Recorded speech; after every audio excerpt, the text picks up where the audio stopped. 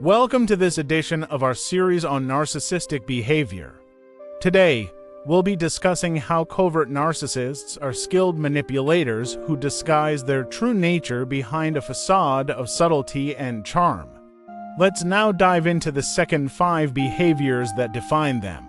Covert narcissists often master the art of duplicity, presenting themselves as sincere and trustworthy to some while acting entirely differently in other contexts. They can juggle multiple roles simultaneously, convincing different people of conflicting narratives. For example, they might project an image of loyalty and integrity while secretly engaging in affairs, mismanaging finances, or employing manipulative pity-me tactics to gain sympathy or material benefits. Their sense of loyalty is superficial at best. Their actions are governed by what they perceive will serve them in the moment. If they sense an opportunity to gain power or control, they will swiftly switch roles from a helpless victim to an aggressive bully. This adaptability makes them unpredictable and challenging to deal with, as they seem to lack a consistent moral compass. Their manipulation often leaves their targets blindsided and deeply confused. Covert narcissists are adept at playing multiple roles to serve their self-interests, often to the detriment of those around them. Here's an example to illustrate their duplicity. The workplace charmer versus the family tyrant. Imagine Sarah, a manager at a mid-sized company. To her colleagues, she is the epitome of professionalism, kind, patient, and always willing to lend a hand. She skillfully builds trust with her team, earning a reputation as a reliable leader. She speaks highly of her family, portraying herself as a devoted spouse and parent, someone who juggles work and home life with grace. However, at home, Sarah is a different person entirely. She berates her partner over minor issues, employs guilt to control their decisions, and demands unwavering attention and praise. When her partner questions her behavior, she deflects by accusing them of being unsupportive or ungrateful, leaving them questioning their own reality. Manipulative ploys in action, Sarah's duplicity doesn't stop there. When her partner begins to push back, she subtly plants seeds of doubt in their mutual friends' minds, suggesting that her partner is overly critical and emotionally unstable. Meanwhile, she continues to present herself as the perfect partner to outsiders. This duality allows Sarah to maintain her public image while isolating and controlling her partner. Her manipulation leaves her partner confused and emotionally drained, wondering how someone who seems so kind to others could behave so coldly behind closed doors.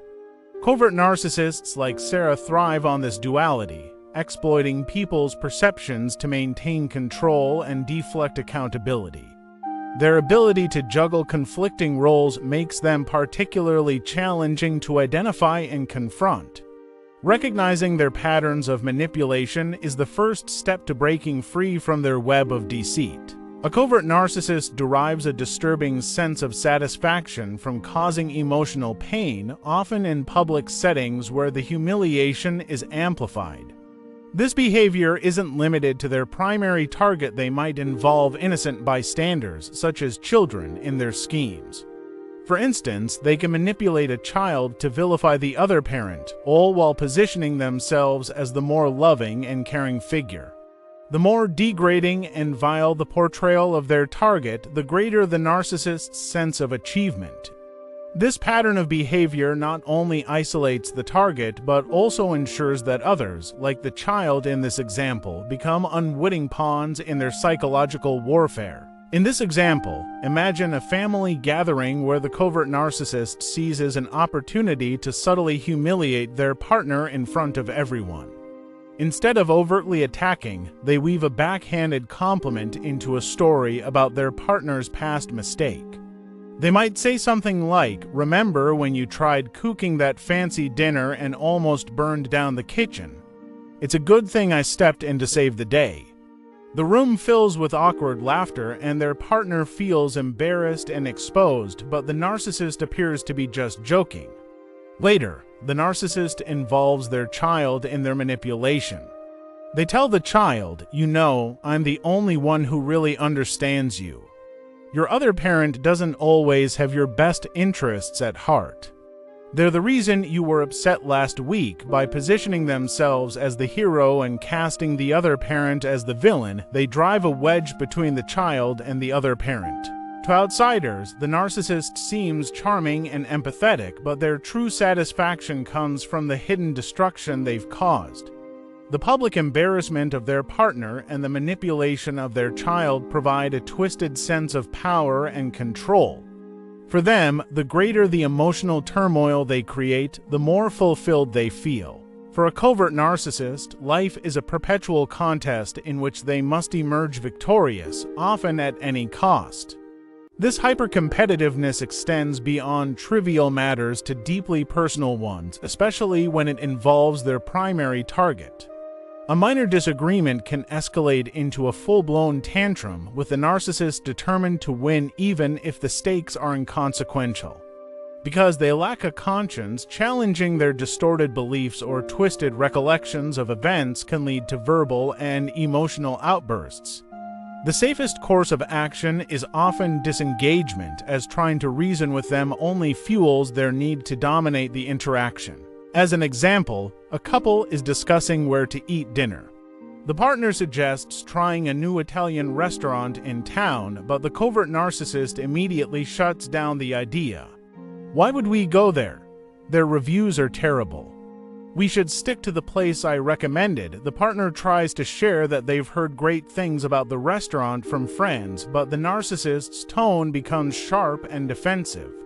"Well, your friends don't know what they're talking about. I actually care about quality, unlike some people." The conversation spirals into an argument where the narcissist refuses to back down, insisting that their choice is superior. As the partner begins to disengage, the narcissist escalates further, saying things like, "You always have to contradict me. Why can't you just admit I'm right for once?" Later, even after their partner concedes just to end the conflict, the narcissist gloats, saying, "I told you so. It's about time you started listening to me." The underlying issue wasn't really about the restaurant, it was about the narcissist's compulsive need to be in control and win at any cost. This obsessive competitiveness isn't limited to decision-making. If the partner shares an accomplishment, like getting a promotion, the narcissist will quickly interject with their own achievements, real or exaggerated, to redirect attention. The covert narcissist's drive to dominate every interaction leaves their partner emotionally drained and constantly walking on eggshells to avoid triggering yet another competition.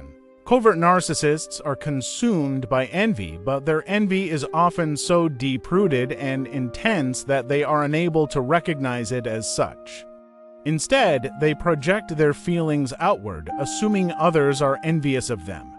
This projection blinds them to the harm they inflict on others in their relentless quest to satisfy their envious impulses. Their inability to process guilt, shame, or empathy means they have no reservations about engaging in malicious behavior to undermine those they perceive as threats. Whether it involves spreading falsehoods, sabotaging relationships, or outright cruelty, their actions are driven by their overwhelming desire to neutralize the perceived superiority of others. Scenario: Emily, a talented and popular artist in her community, is admired for her creativity and success. Her colleague, Lisa, a covert narcissist, secretly envies Emily's achievements but cannot admit to herself that her feelings stem from envy. Lisa's projection and sabotage. 1. Projection. Lisa convinces herself that Emily is jealous of her. She interprets Emily's friendly demeanor and occasional constructive critiques as signs of envy. "She's just trying to bring me down because she knows I'm better than her," Lisa tells others. 2. Undermining behavior. Lisa starts a subtle smear campaign. She tells mutual friends and colleagues that Emily has been stealing ideas from others and taking credit for work that isn't hers. At an art exhibition, Lisa accidentally spills coffee on one of Emily's pieces, pretending it was an honest mistake. When Emily is offered an opportunity to collaborate with a prominent gallery, Lisa contacts the gallery anonymously, spreading false rumors about Emily's professionalism. 3. Superiority neutralization. Lisa feels a fleeting sense of triumph when she sees Emily distressed about the false accusations and damaged artwork. In her mind, Emily's temporary struggle validates Lisa's belief that she's evening the playing field. 4. Lack of empathy. Despite seeing Emily emotionally impacted by the sabotage, Lisa feels no guilt or remorse. Instead, she rationalizes her behavior by thinking she deserved it for thinking she's better than everyone. Outcome: Lisa's pathological envy drives her to harm Emily, all while justifying her actions as self-defense against perceived envy from others. Emily, unaware of Lisa's deep-seated insecurities, is left to pick up the pieces while Lisa moves on, feeling vindicated in her malicious actions. Before Mark can respond, Emily continues, "I've been trying so hard to make this marriage work, but you never seem happy. You just don't see how much stress I'm under between the kids, the house, and work. I feel like I'm falling apart, and now you're attacking me. Do you even care about what I'm going through?" By the time Emily finishes, she's teary-eyed and visibly distressed. Mark, caught off guard by her emotional display, begins to doubt himself. Instead of pursuing the conversation about her behavior, he finds himself apologizing. "I didn't mean to upset you, Emily. I just wanted to talk about how I've been feeling." At their core, covert narcissists believe themselves to be inherently superior to others, including their target. This distorted self-image blinds them to the perspectives and emotions of those around them. Their worldview is egocentric. Others exist only to serve or validate their needs. When things go wrong, they immediately deflect blame, constructing elaborate rationalizations to position themselves as the victim or misunderstood party. This blame shifting can be bewildering, as their reasoning often defies logic. They may accuse their target from multiple angles, twisting reality to suit their narrative. To the narcissist, accountability is an alien concept. It is always someone else's fault. Scenario: a covert narcissist, Sarah, is part of a workplace project team that has missed a critical deadline due to her failure to complete her assigned tasks. Grandiosity: Sarah believes she is the most talented and hard-working person in the office. She often speaks about how the team wouldn't function without her and how her high standards set her apart from everyone else. Despite missing her own deadlines, she convinces herself that her role is so crucial that the team should have compensated for her delay. Blame shifting: when confronted by her manager about the missed deadline, Sarah immediately deflects. "I don't see why this is being pinned on me. I've been carrying this project from the beginning while everyone else just coasts along. If James had provided me with the data I needed on time, I wouldn't have been delayed. He's the real problem here. Honestly, the way this team operates is completely inefficient. I've mentioned this before, but no one listens to me because they don't appreciate my insights." When her manager tries to clarify the facts, Sarah shifts the narrative further. "It's not my fault that I expect perfection from myself and others. Maybe the team just isn't ready for someone with my vision." In this example, Sarah's grandiosity drives her belief that she is superior and blameless, while her blame shifting ensures that accountability never lands on her shoulders. Instead, she positions herself as both the victim of others' inefficiency and a misunderstood hero with vision and high standards.